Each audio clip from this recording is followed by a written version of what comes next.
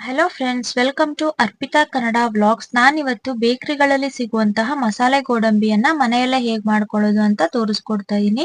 ತುಂಬಾ ಸುಲಭವಾಗಿ ಒಂದು 5 ನಿಮಿಷದಲ್ಲೇ ನಾವು ರೆಡಿ ಮಾಡ್ಕೊಂಡ್ಬಿಡಬಹುದು. ಬನ್ನಿ ಹಾಗಾದ್ರೆ ಇದನ್ನ ಹೇಗೆ ಮಾಡೋದು ಅಂತ ನೋಡ್ತಾ ಹೋಗೋಣ. ನಾನು ಇದಕ್ಕೋಸ್ಕರ ಈ ಕಪ್ನಲ್ಲಿ 1 ಕಪ್ ಆಗುವಷ್ಟು ಗೋಡಂಬಿಯನ್ನ ತಗೊಂಡಿದ್ದೀನಿ. ನಂತರ ಇಲ್ಲಿ ನಾನು ಸ್ಟವ್ ಮೇಲೆ ಒಂದು ಪ್ಯಾನ್ ಇಟ್ಕೊಂಡು ಇದಕ್ಕೆ 1 ಟೇಬಲ್ ಸ್ಪೂನ್ ಆಗುವಷ್ಟು ಬೆಣ್ಣೆಯನ್ನ ಹಾಕೊಳ್ತಾ ಇದ್ದೀನಿ. ನೀವು ಬೆಣ್ಣೆ ಬದಲು ತುಪ್ಪವನ್ನ ಕೂಡ ಯೂಸ್ ಮಾಡ್ಕೋಬಹುದು. ಬೆಣ್ಣೆಯನ್ನ ಹಾಕೊಂಡು ಬೆಣ್ಣೆ ಕರ್ಗದ್ಮೇಲೆ ನಾವು ಇದಕ್ಕೆ ಗೋಡಂಬಿಯನ್ನ ಸೇರಿಸ್ಕೋಬೇಕಾಗತ್ತೆ. ಇವಾಗ ಬೆಣ್ಣೆ ಕರ್ಗದ್ಮೇಲೆ ನಾನು ಗೋಡಂಬಿಯನ್ನ ಸೇರಿಸ್ಕೊಳ್ತಾ ಇದ್ದೀನಿ. ಲೋ ಫ್ಲೇಮ್ ನಲ್ಲೇ ಇಟ್ಕೊಂಡು ಫ್ರೈ ಮಾಡ್ಕೊಳ್ಳಿ. ಗೋಡಂಬಿಯನ್ನ ಸೇರಿಸ್ಕೊಂಡು ನಾವು ಗೋಡಂಬಿ ಸ್ವಲ್ಪ ಕಲರ್ ಚೇಂಜ್ ಆಗಿ ಕ್ರಿಸ್ಪ್ ಆಗೋವರೆಗೂ ಚೆನ್ನಾಗಿ ಫ್ರೈ ಮಾಡ್ಕೋಬೇಕಾಗತ್ತೆ. ಹೈ ಫ್ಲೇಮ್ ಇಟ್ಕೊಳ್ಳೋದಕ್ಕೆ ಹೋಗ್ಬೇಡಿ, ಬೇಗ ಗೋಡಂಬಿ ಸೀದೋಗ್ಬಿಡುತ್ತೆ.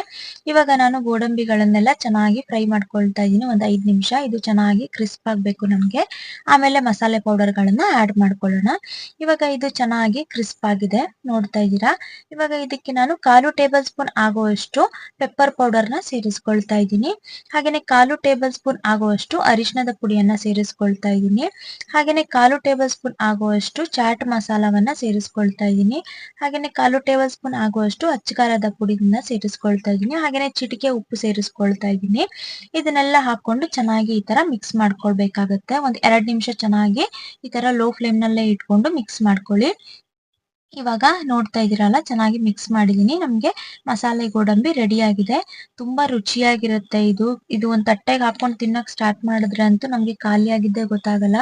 ಬೇಕರಿಗಳಲ್ಲಿ ಏನ್ ತಂದು ತಿಂತೀವಿ ಅದೇ ಟೇಸ್ಟ್ ಇರುತ್ತೆ. ನೀವು ಕೂಡ ಮನೆಯಲ್ಲಿ ಟ್ರೈ ಮಾಡಿ ನೋಡಿ, ಹೇಗ್ ಬಂತು ಅಂತ ಕಮೆಂಟ್ ಮಾಡಿ ತಿಳಿಸಿ.